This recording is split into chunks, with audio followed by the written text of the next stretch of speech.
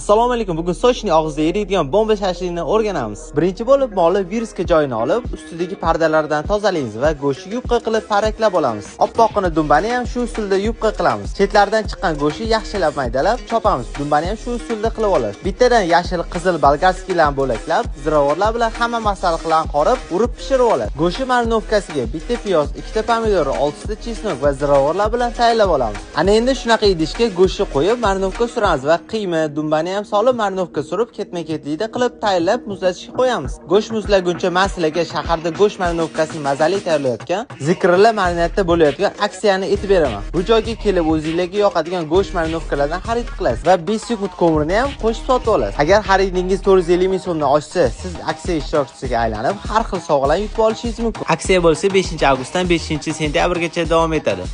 Endi muzlagan go'shtlarimizni idishdan tushirib, to'rtburchak qilib kesib olasiz. Issiqga bo'lsa bir tekisda ketma-ket qilib joylaymiz. Xamirlarni ham qo'raga solib bitta olovda oldirib, tashliklarni aylantirib pishirib olamiz. Ana endi ko'ringlar buni sochli bo'lganini. Yegan sari odam og'zida eriydi. Video yoqqan bo'lsa bomba deb yozib, aksiyada ishtirok etish esingizdan chiqmasin.